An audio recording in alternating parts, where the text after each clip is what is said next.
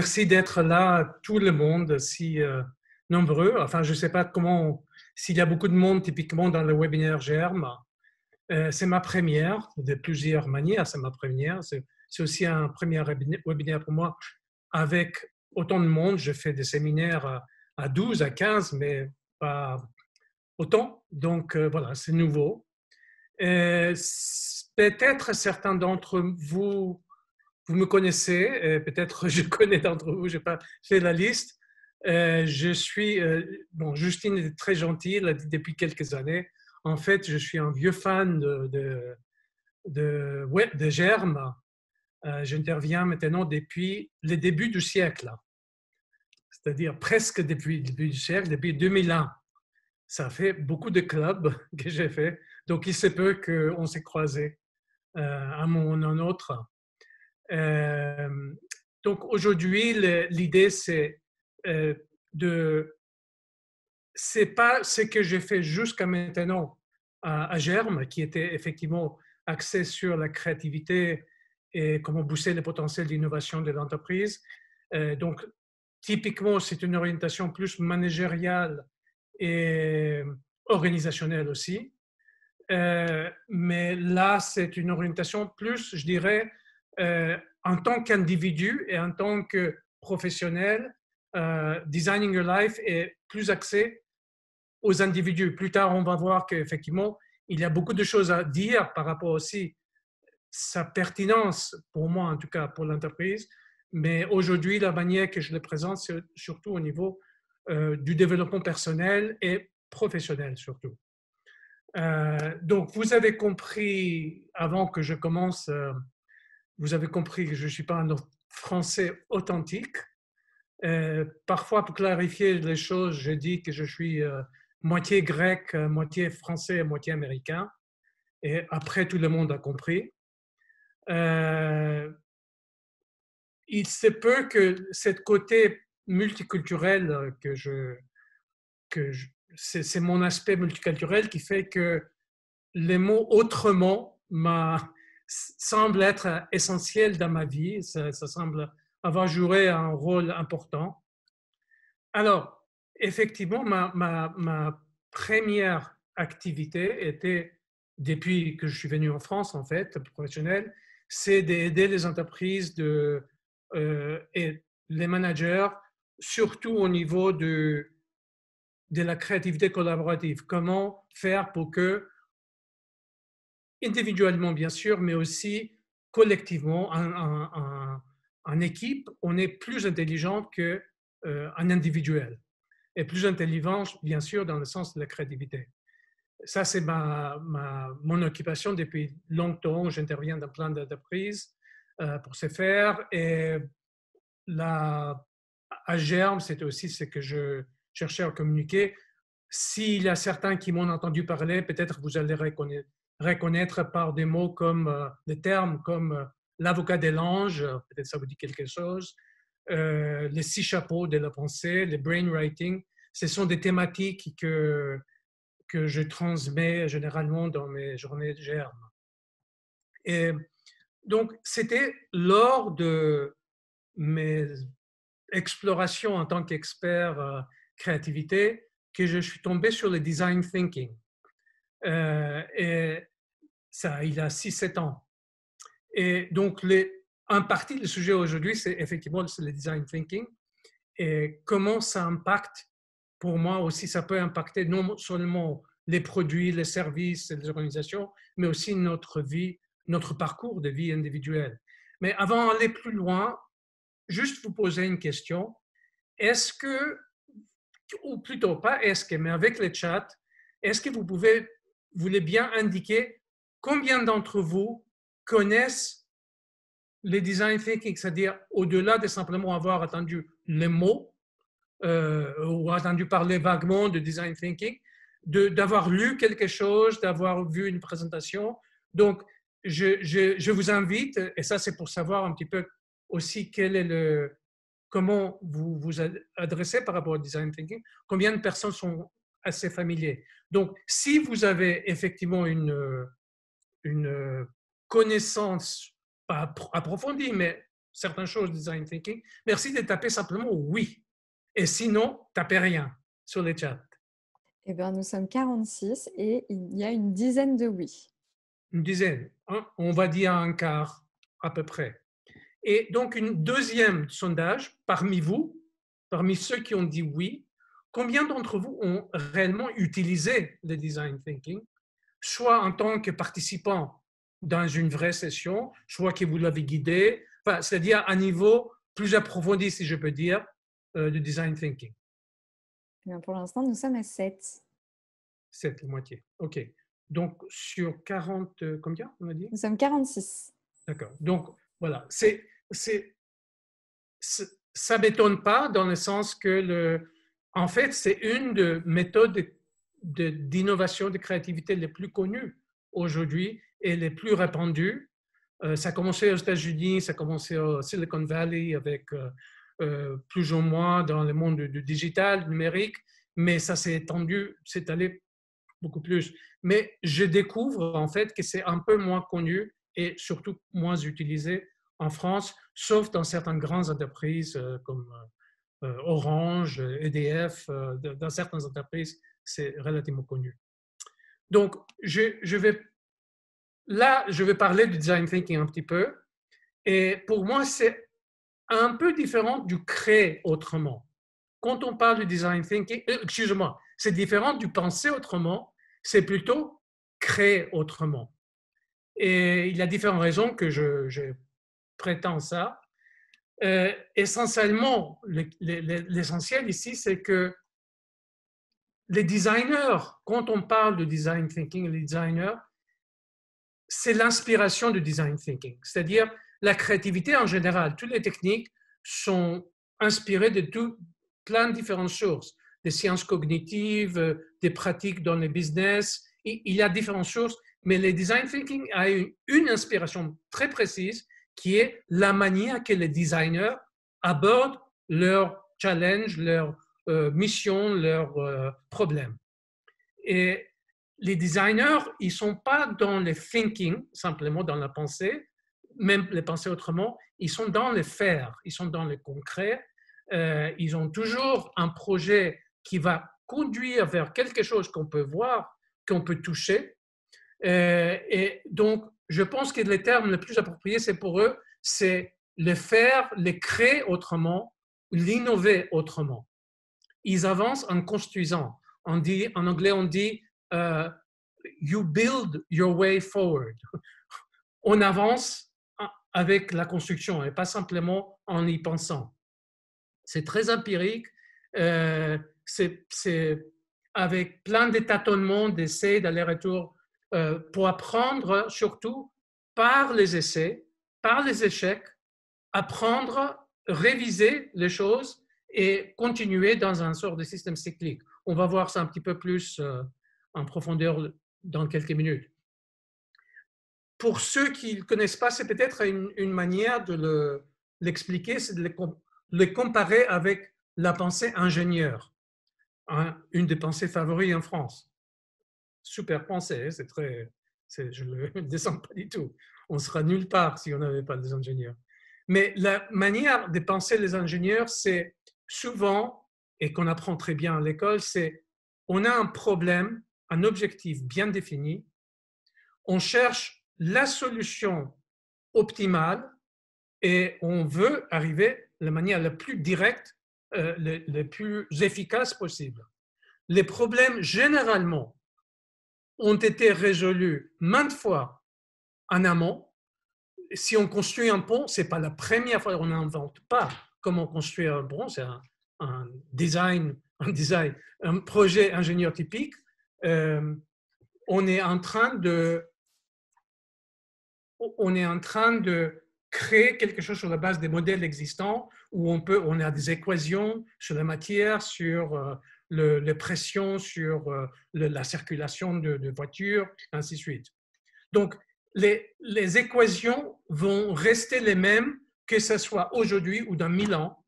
La mathématique est la même, la physique est la même, et on résout essentiellement en résolvant des problèmes connus, même si leur application est nouvelle chaque fois. Euh, donc, je donne un exemple de problème ingénieur versus design. Les charnières dans les premiers ordinateurs portables, parmi lesquels les Macintosh aussi, il y avait une question de charnière, c'est-à-dire de pouvoir ouvrir et fermer l'écran. Les seuils qui se sont donnés comme mission, c'était 5 ans, sans cassure, ou 10 000 fois. Alors, ça, c'est un problème ingénieur. On peut mesurer, on connaît la friction qui existe, on peut les quantifier et ce n'est pas un problème très éloigné des problèmes qu'on trouve dans d'autres domaines, les charnières.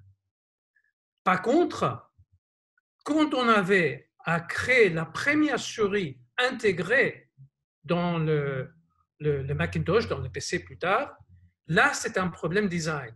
On était sur un terrain où il n'y avait pas de modèle avant. On ne savait même pas comment on va faire, quelle forme ça va prendre, qu'est-ce qu'ils voulaient les utilisateurs, parce qu'il n'y avait personne qui demandait ça. Ça, c'était bien en amont. On ne pouvait pas faire une étude client pour apprendre. On ne savait pas où les placer, quelle forme ça va prendre, et c'était, quelque part, tout était inventé. Par exemple, l'idée de repousser les claviers derrière, de les pousser en amont et de faire la bulle en dessous, c'était complètement, ça est venu de nulle part. Il n'y avait pas un modèle similaire avant. Donc, c'est ça l'idée ici, que c'est avec le design thinking, on est souvent face à des nouveautés ou des problèmes très complexes et on a pas mal de choses à trouver dans les processus. Et évidemment, comme je disais, c'est les designers qui sont au départ l'inspiration de ce processus, mais à partir de la manière que le designer aborde les problèmes, il y a un processus qui s'appelle le design thinking, qui a été extrait, qui a certaines étapes, et ainsi de suite, que je vous montre ici. Donc, c'est quoi le design thinking? C'est dire qu'on avance en essayant des choses, mais il y a quand même certaines étapes. Et la première étape qui est très, très importante, c'est l'étape de comprendre qui est l'utilisateur et ce qu'il veut. Et là, ce que je disais, c'est qu'à partir, les designers ont créé plein d'objets bien avant les Macintosh. On peut dire que les premières chaises un peu stylisées sont en Égypte déjà qu'il y avait de chaises, de sièges qui étaient design. Mais disons qu'aujourd'hui, depuis 15-20 d'années, il y a un processus qui a été extrait à partir du fonctionnement des designers. Et ces processus commencent typiquement avec une étude, une observation, une empathie approfondie du designer avec son client. Il veut beaucoup plus qu'une étude de marché, ça va beaucoup plus loin de vraiment comprendre les douleurs, les besoins, les envies de l'utilisateur qui est visé, entre guillemets, par l'innovation qui va venir.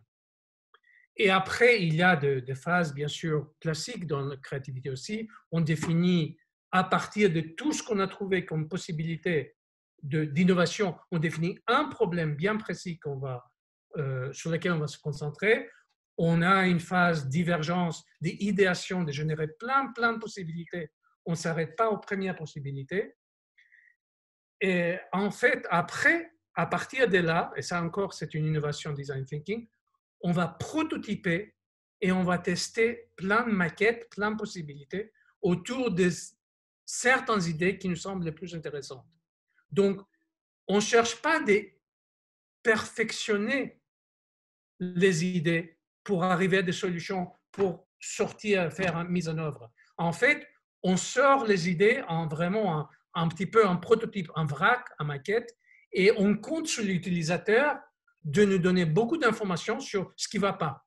Donc, on compte beaucoup sur les échecs, sur on dit en anglais « fail fast, learn fast ». Il faut un échec rapide pour apprendre rapidement.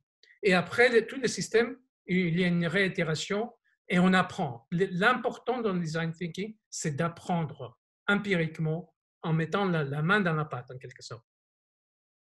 Je voulais juste sortir quelque chose qui est relativement répandu dans le design thinking. On pense que c'est juste un process de plus, et que voilà, si on suit ces étapes, tout va bien. En fait, ça c'est un faux concept, mais aussi un autre, c'est que le design thinking, comme pour les designers, c'est orienté objet. Faire un objet plus beau, faire un objet qui est plus fluide dans son utilisation, qui plaît aux utilisateurs, qui est fonctionnel aussi, mais qui a aussi un aspect émotionnel. Voilà. Mais en fait, ceux qui sont vraiment au top du design thinking, et là je montre quelques héros du design thinking, disent le problème n'est pas simplement de créer des plus beaux produits ou des produits plus fonctionnels. Ce n'est pas centré utilisateur, c'est centré humain. Et par ça, ils disent que le design thinking est fait pour attaquer beaucoup plus que simplement des produits. Donc à gauche, vous avez deux des héros, c'est des jumeaux, les Kellys, qui ont créé les IDEO, la société la plus importante de design thinking dans le monde, plus que 4000 choses qui sont sorties. Et là, c'est Tim Burton qui est le CEO actuel, qui est aussi très, très intéressant. Donc, ce qu'ils ont dit, parce qu'ils ont aussi une orientation très consciente socialement, tournée socialement, et pas simplement faire de belles chaises ou de super iPhone.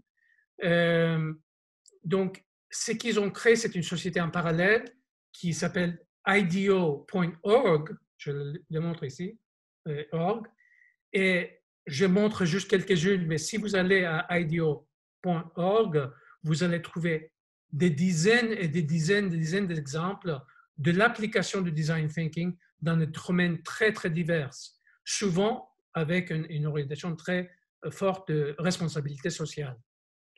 Donc, je donne quelques exemples. Améliorer quelque chose, une question très d'actualité aux États-Unis. Comment faire pour qu'il y ait un vote juste, fair, ce qui semble aujourd'hui presque impossible. Mais voilà, ils sont mouillés dedans, ils sont entrés. Comment rendre l'expérience, surtout pour les enfants, de IRM plus agréable, qui font moins peur, qui laissent les enfants quelque part rentrer dans les jeux, en quelque sorte. Des choses au niveau agriculture, des choses au niveau université, des choses au niveau de l'expérience de l'école. Il y a plein d'applications. Et spécifiquement, ce qui montre, c'est que ces questions de design thinking, c'est pour attaquer surtout des problèmes vicieux.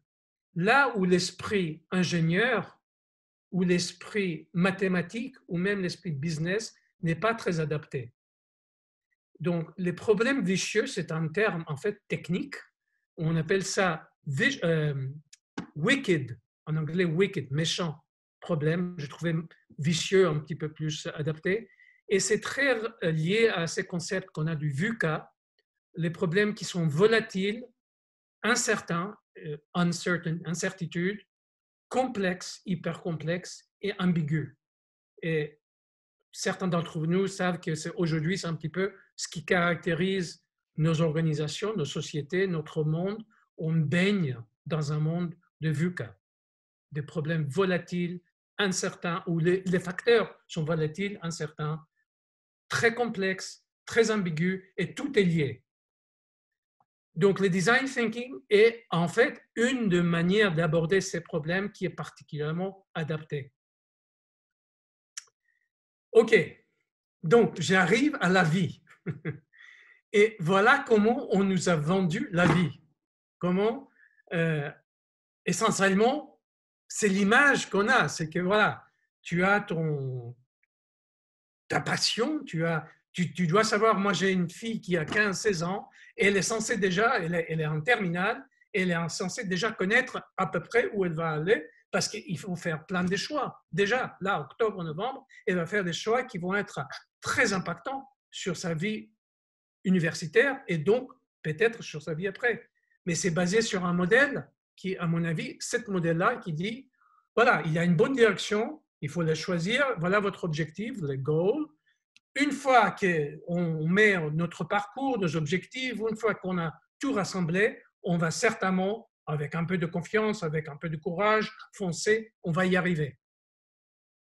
C'est un modèle qui, si peut-être ce modèle avait une certaine vertu il y a 50 ans, il y a 100 ans certainement, il y a 200 ans, mais aujourd'hui, c'est complètement hors propos.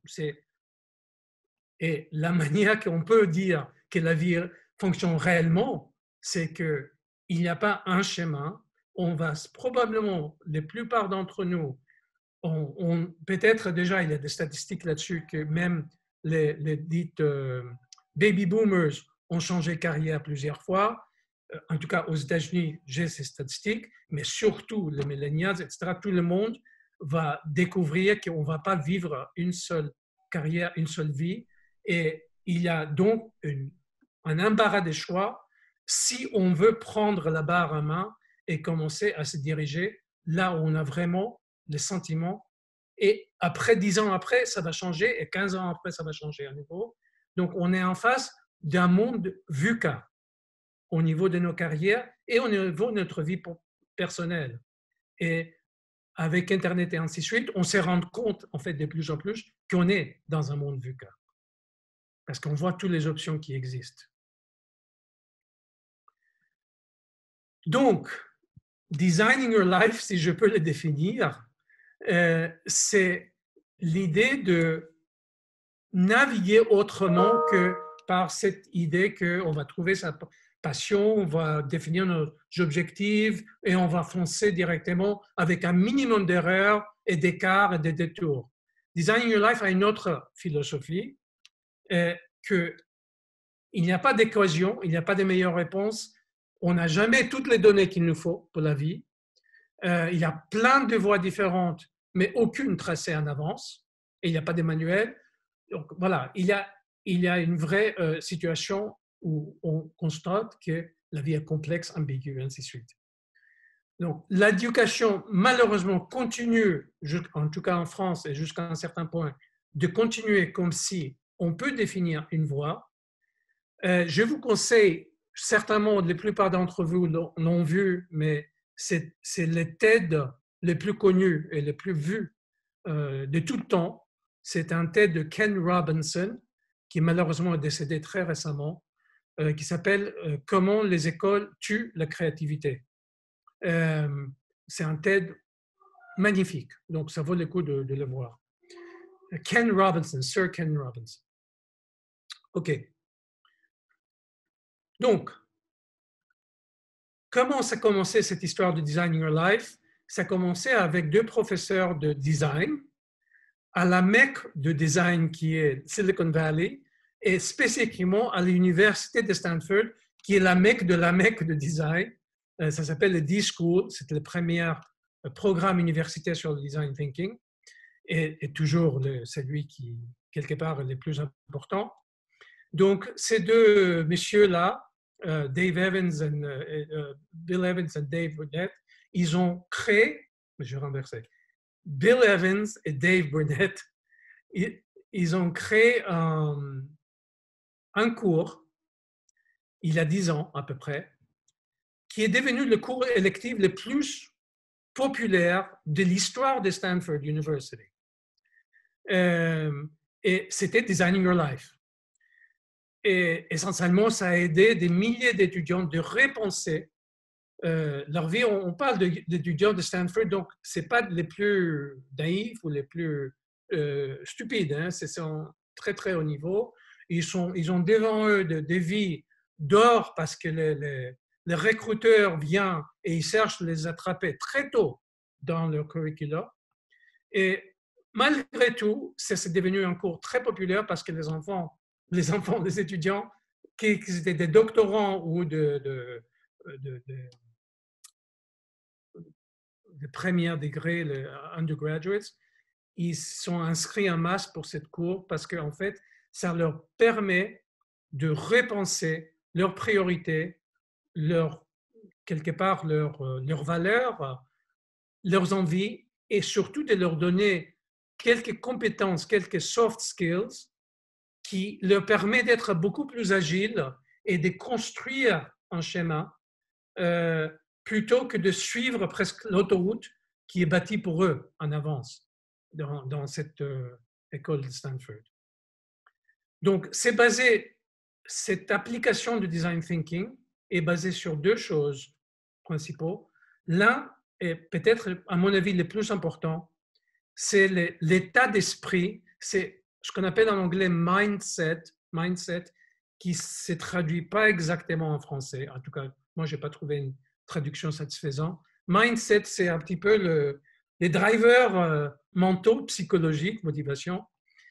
Et je mets 5 ici parce que je pense que sont les plus importants que ceux qui sont aussi dans le design thinking.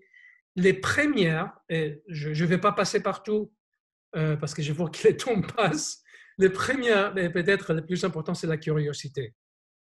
Donc, ça me fait rire parce que donc mon épouse est coréenne, mais elle a vécu longtemps en France et elle m'a fait découvrir quelque chose aujourd'hui que je ne connaissais pas, qu'en français, on a l'expression « la curiosité, un vilain défaut en France ». Et moi, je dis, ah, ils considèrent la curiosité comme un défaut? Non, j'ai mal compris l'expression. Et en fait, donc oui, enfin bref, j'espère que ce n'est pas ça que ça veut dire, que c'est plus ironique qu'autre chose. Mais en tout cas, dans l'esprit design thinking et créativité, la curiosité est le driver de tout. Ça drive sur quoi je vais me concentrer parce que j'ai plein de possibilités devant moi quand je ouvre l'esprit. Mais il faut que j'explore, il faut que je suis curieux. Je ne suis pas dans un tunnel, j'ai la vision périphérique. C'est aussi une source d'énergie, c'est ce qui va me booster, ce qui va me motiver, ce qui fait que je suis vivant. Et Sir Ken Robinson souligne beaucoup comment les écoles tuent cette curiosité en nous donnant une boulimie d'informations et de faits et en ne laissant pas suffisamment la découverte. Il y a je ne sais pas si vous connaissez la société qui s'appelle Zappos, une de ces sociétés californiennes qui, dans quelques années, ont des milliards derrière. Donc, c'est des sociétés de distribution de chaussures par Internet. Et ça vient d'être racheté par Amazon il y a quelques années.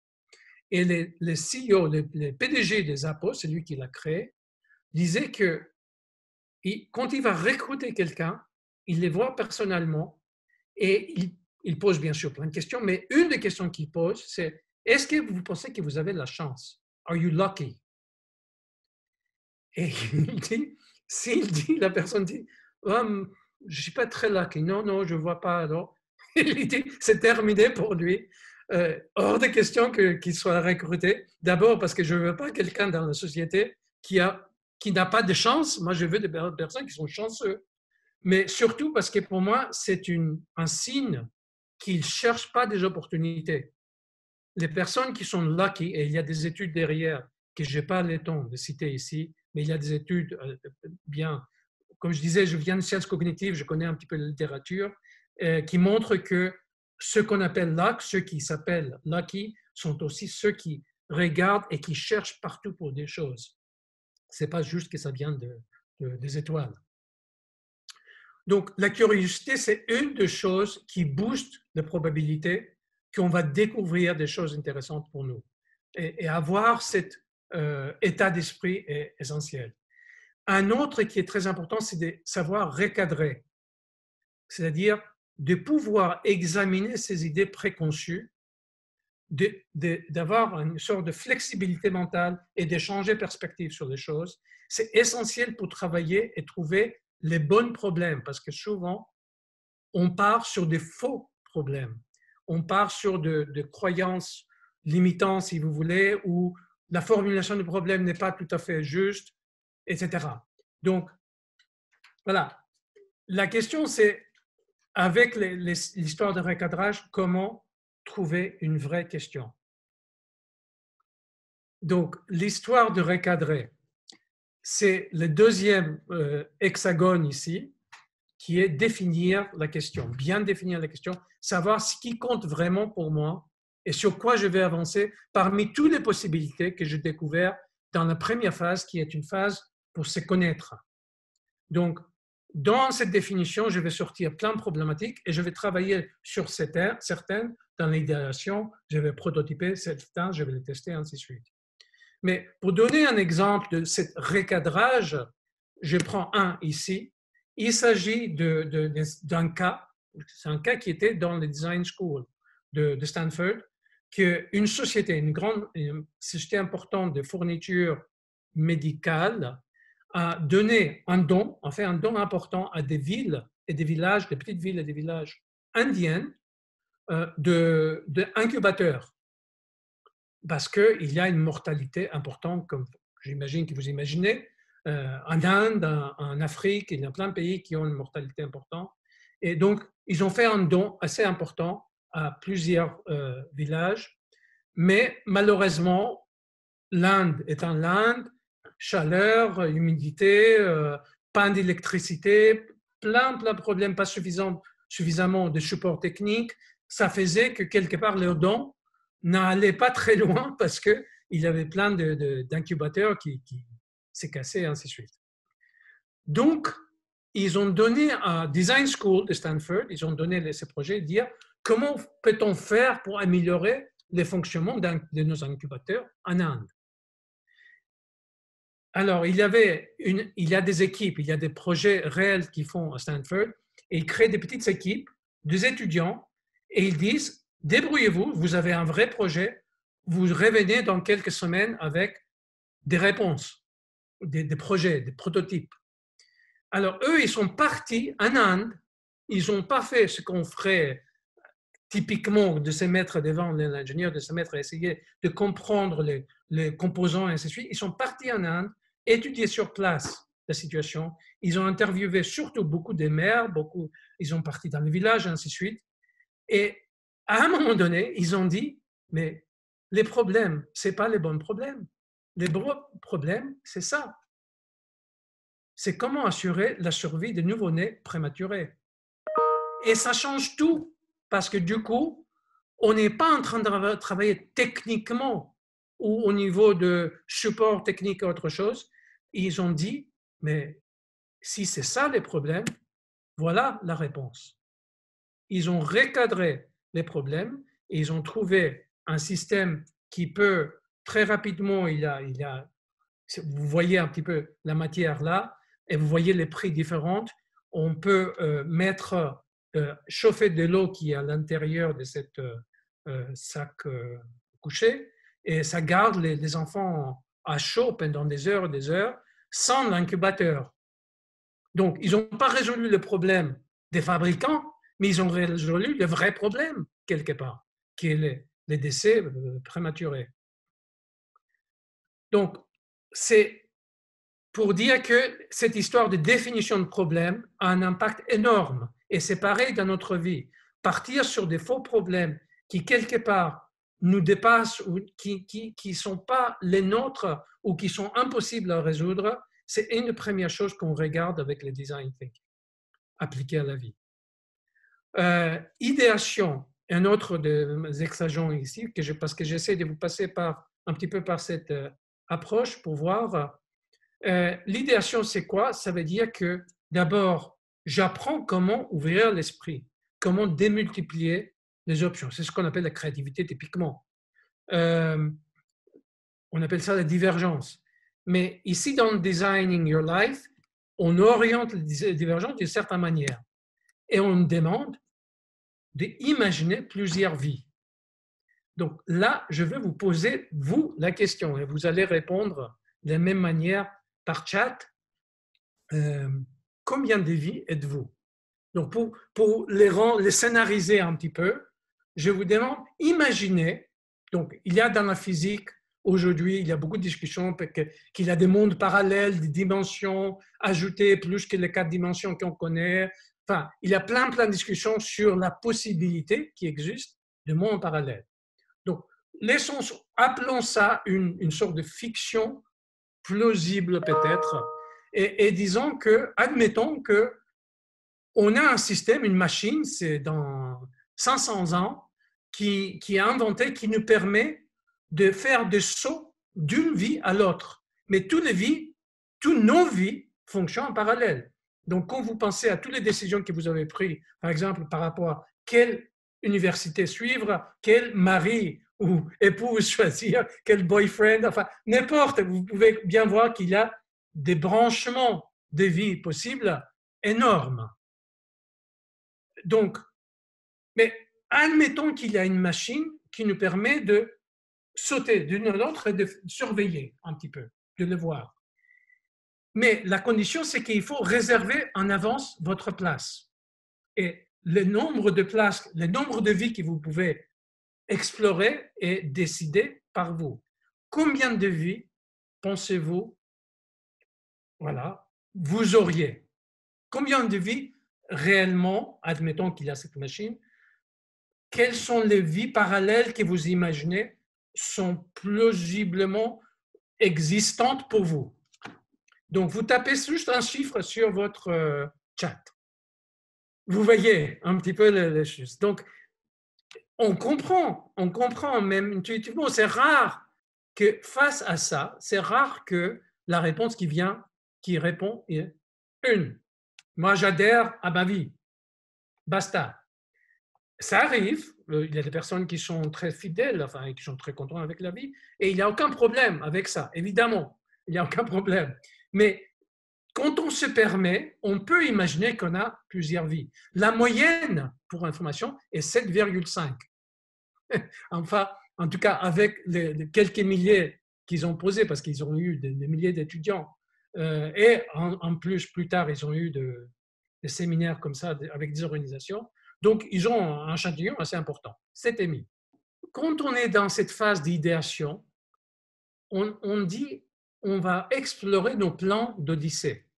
Et on dit parmi les 10 ou les 5 ou les 1000 vies, on reste modeste, on dit explorer juste 3 vies. Et on appelle ça les plans d'Odyssée parce qu'en fait, c'est un peu comme notre héros Ulysse, hein, qui en fait est parti sur plein d'aventures. Il était censé essayer de rentrer à Ithaque, mais entre-temps, il a exploré pas mal de choses. Donc, c'est un petit peu ça. Les plans d'Odyssée, c'est d'explorer 3 plans, pas les, donc 3 plans, donc on ne va pas les faire ici parce que ça prend vraiment du temps, mais c'est en vue d'imaginer, d'ouvrir l'esprit et de dire simplement, si je me permettais d'imaginer une vie complètement différente que de celle que je vis maintenant, ça ressemblera à quoi? Et encore une autre vie, une troisième. Il y a celle que je connais et il y a une troisième. Et donc, on fait les plans d'Odyssée, on se lance sur 3 avec un horizon de 5 ans. Et sur ces plans d'Odyssée, on travaille en parallèle la vie professionnelle, la vie personnelle, ainsi de suite. Et le but n'est pas d'arriver à mon nouveau plan de vie. En fait, on est assez contre cette approche qui pense en termes de mon projet de vie, voilà, ma passion, etc. On est plus dans une approche qui valorise l'élargissement des options. Pourquoi? Pas pour suivre une fidèlement, mais pour pouvoir voir qu'on a beaucoup plus d'options, on a beaucoup plus de souplesse et de possibilités de choix, et il y a beaucoup plus de combinaisons possibles, c'est-à-dire qu'on peut prendre des éléments d'une vie qui nous semble assez utopique et l'insérer dans notre vie actuelle et dire, mais finalement, en me laissant aller, en me laissant explorer cette vie utopique, je tombe sur certaines choses qui, finalement, ne sont pas si bizarres, si inatteignables que ça. Donc, c'est un état d'esprit encore qui fonctionne beaucoup avec cette idée d'essayer les choses, s'ouvrir, se permettre de s'ouvrir et après utiliser ce qu'on peut de ça. Ce n'est pas toujours pour la révolution, parfois c'est pour faire des petits ajustements, mais des ajustements qui peuvent être très importants.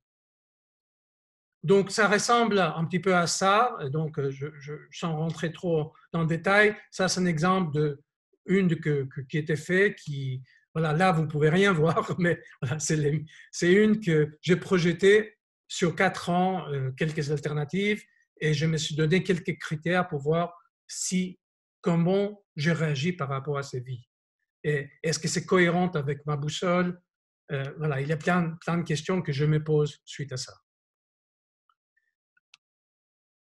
On passe à un autre hexagone, là, les prototypages. Et ça aussi, c'est très intéressant et c'est particulièrement intéressant parce que c'est très spécifique à cette approche du design thinking appliquée à la vie. Parce qu'a priori, on dit, mais bon, jusqu'à là, ça va, je comprends, imaginer, etc. Mais prototyper sa vie, qu'est-ce que ça veut dire? Qu'est-ce que ça donne? Et donc, c'est important de comprendre ce que c'est un prototype dans la vie. Ce n'est pas une maquette qu'on crée avec des papiers, des crayons, etc. Et on appelle ça quick and dirty. On fait quelque chose rapide et un peu bricolage, sale. On ne cherche pas de les perfectionner. Donc, quand on prototype les lunettes Google, etc., ce n'est pas ça. C'est ça plutôt. C'est un bricolage, on teste rapidement, on échoue rapidement. Et c'est pareil dans le prototypage de vie. On cherche à comprendre où sont mes idées reçues. Dans cette idée que je veux poursuivre, est-ce que j'ai des fausses idées? Est-ce qu'il y a des choses, des données que je ne maîtrise pas? Est-ce qu'il y a de choses d'abord à tester à un niveau doux et modeste pour voir si ça vaut quelque chose.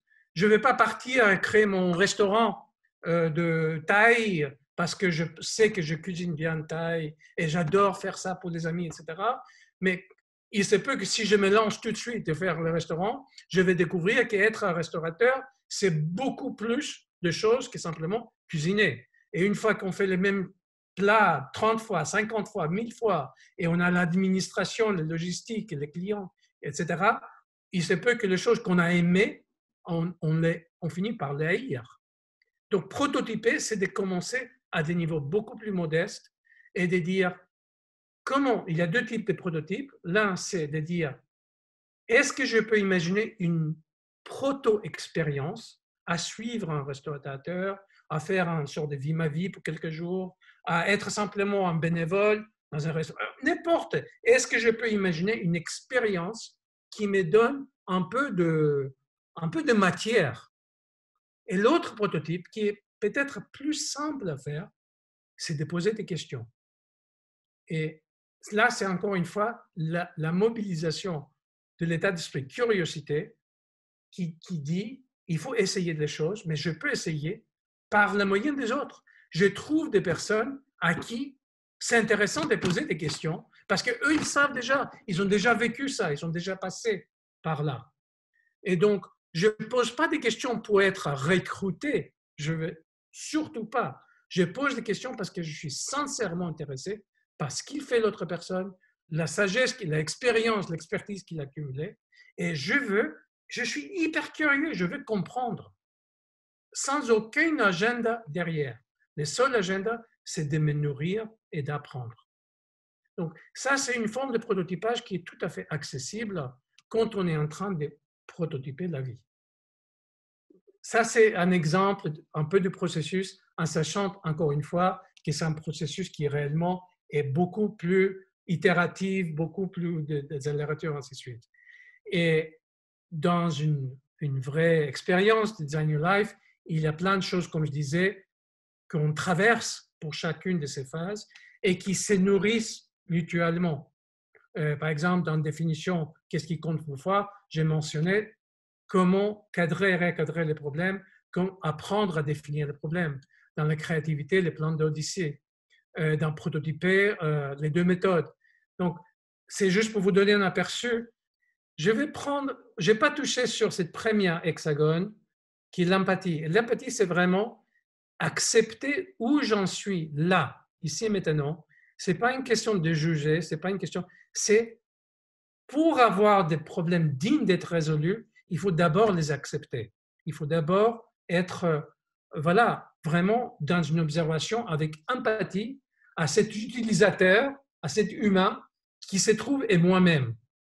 Et donc, on fait différentes choses là pour s'observer. Mais une des choses, c'est les maker mix. Donc, on va faire un petit exercice là qui va durer quelques minutes de maker mix. Essentiellement, il s'agit de quoi? Make en anglais, ça veut dire fabriquer, créer. Donc, traduit mal, ça veut dire quel est mon mix créateur? Donc, je m'explique un petit peu. Typiquement, en anglais en tout cas, en France, ce n'est pas si bien vu, mais aux États-Unis, on dit « How much do you make ?» Et « How much do you make ?» Tout de suite, tout le monde comprend qu'on parle d'argent. Combien vous gagnez? Et ici, on dit « Mais attendez, est-ce que la seule chose qu'on fabrique, la seule chose qu'on gagne, qu'on fait dans la vie, c'est de l'argent? On fait d'autres choses aussi. » Et on peut donc recadrer cette question, dire peut-être ce n'est pas une question simplement qu'on crée pour nous, pour notre famille, pour notre organisation de la valeur argent, mais peut-être on crée d'autres choses aussi. Par exemple, plein de monde, et de plus en plus, qui s'impliquent dans les ONG ou qui sont très orientés responsabilité sociale, etc., ils mesurent la contribution pas autant sur combien d'argent j'ai fait, mais sur quel impact j'ai sur X, Y, sur les enfants au Népal ou sur l'éducation ici en France, etc. Ils ne sont pas si motivés par l'argent, ils continuent à faire le travail parce qu'ils considèrent que c'est un travail qui a du sens et qui a de l'impact. Donc, on peut mesurer aussi notre réussite, pas forcément avec l'argent, ou pas du tout avec l'argent, mais aussi avec l'impact. Et il y a autre chose aussi. Dans la vie, tout le monde aime s'exprimer, tout le monde aime créer et ne pas être, enfin tout le monde, je ne veux pas exagérer, mais ce que je veux dire, c'est aussi une valeur. De sentir qu'on peut s'exprimer à travers la peinture ou le dessin, ou à travers les chansons, ou à travers la pensée créative. En tout cas, l'expression, c'est faire partie aussi de ce qu'on peut créer. On peut créer la satisfaction personnelle que j'ai m'épanouie à travers la création, ma créativité. Je m'exprime, je ne suis pas enfermé. Donc, ce que je vous invite à faire, et ça va être très rapide parce que c'est pas, vous voyez, c'est un exercice très simple, simple dans sa conception en tout cas, c'est simplement de dire quel est mon maker mix, quel est mon mix créateur, qu'est-ce que je crée aujourd'hui dans mon travail. Et par travail, c'est défini largement. Par exemple, moi j'ai un travail en tant qu'intervenant en entreprise, mais j'ai fait partie aussi d'une sorte de regroupement de consultants qui sont très intéressés par l'éducation et comment aider l'éducation. Et aussi, je suis président d'une fondation de recherche. Et ça aussi, c'est bénévole. Donc, ce n'est pas que le travail rémunéré. Donc, vous prenez tout ce que vous faites en travail, rémunéré ou non, et vous dites quels sont les indicateurs. Est-ce que je suis, où est-ce que j'en suis? Donc, je peux être, par exemple, ça peut être un profil. Je suis plutôt satisfait, rempli avec les côtés financiers, un peu moins sur l'impact et pas trop au niveau expression. Ou peut-être, je suis plutôt orienté très artiste, je m'en fous de ce que je gagne, ce qui est important pour moi, c'est mon expression. Et en plus, de temps en temps, je fais des petits ateliers, j'arrive à stimuler des enfants parce qu'ils apprennent aussi à dessiner, etc. Donc, voilà, vous allez prendre pas beaucoup de temps, 3 minutes, et après, on va s'organiser un petit atelier, c'est-à-dire de 3 personnes. Donc, Justine va simplement vous dispatcher en petites pièces. Une fois que vous avez votre premier aperçu de où vous en êtes aujourd'hui, et deuxième, est-ce qu'il y a une manière que vous aimeriez changer cet équilibre? Par exemple, ça c'est votre équilibre aujourd'hui, voilà là où vous auriez aimé être d'ici un an. Donc vous faites en fait 2 dessins comme ça. Vous voyez, c'est très simple à dessiner. Hein? 3 indicateurs comme un tableau de bord. Vous faites 2. Et après, quand vous vous retrouvez en groupe, vous allez un petit peu présenter l'un à l'autre où vous en êtes et où est-ce que vous voulez aller. Peut-être que vous êtes parfaitement content là où vous êtes. Mais en tout cas, vous auriez, en tant qu'équipe, trinôme, vous auriez 12 minutes pour échanger. Donc, comptez sur 4 minutes par personne pour parler de où j'en suis et où peut-être j'aimerais aller. Parce que l'idée avec ça, c'est de dégager quelques pistes possibles que vous pouvez prototyper par la suite pour aller dans cette direction. Mais bon, je ne vais pas trop anticiper. Pour l'instant, simplement, c'est l'idée, c'est de comparer ces deux images, deux figures, et d'échanger entre vous. Donc, en comptant sur à peu près 12 minutes pour l'ensemble. Et après, vous allez revenir automatiquement ici. Un des mindsets, un des facteurs clés du Design Your Life, c'est la collaboration. C'est en fait, c'est l'idée qu'on apprend beaucoup plus en échangeant avec les autres qu'en restant dans notre tête.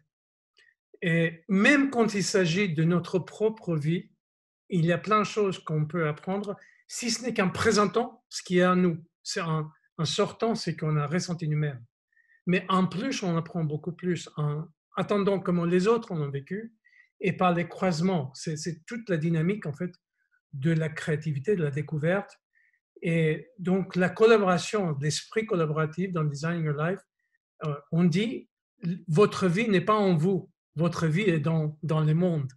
Et donc, impliquer le monde, quelque part, dans votre vie, forcément, et utiliser la richesse qui est là. Là, l'idée, c'est donc, pour un petit peu de rassembler ces moments qu'on a passés ensemble, l'idée, c'est d'arriver à presque créer un nouveau réflexe ou une nouvelle manière de naviguer dans la vie. Nouvelle, c'est pas que c'est radicalement différent de ce qu'on fait. C'est juste que c'est une philosophie qui dit, par exemple, je suis immunisé contre l'échec.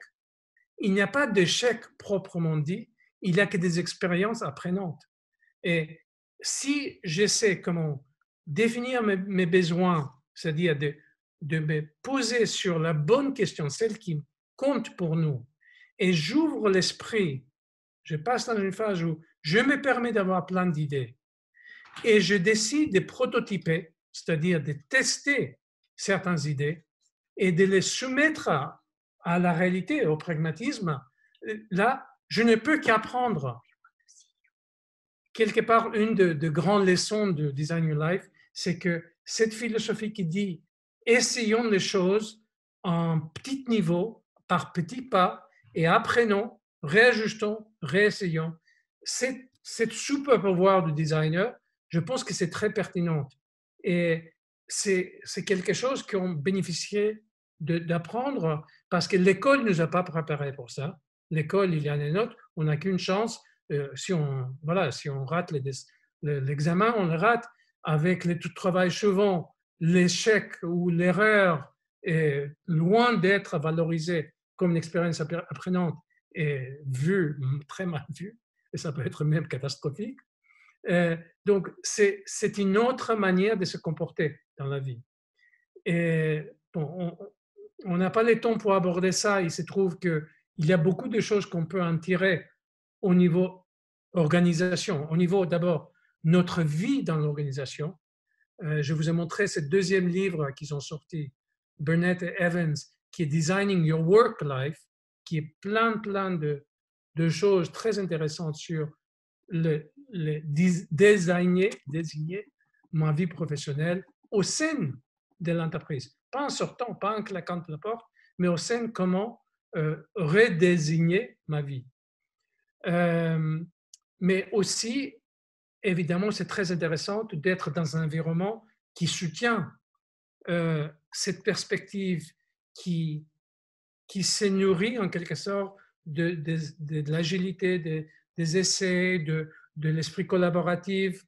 Euh, donc voilà, ça c'est une chose que je pense important à apprendre, qu'on peut prendre la barre en quelque sorte et envisager une vie dans laquelle on fonctionne euh, dans un environnement qui est actuellement assez chaotique, assez imprévisible, assez ambigu, avec beaucoup de complexité. Je pense que c'est une piste, Designing Your Life, pour, voilà, pour avancer autrement.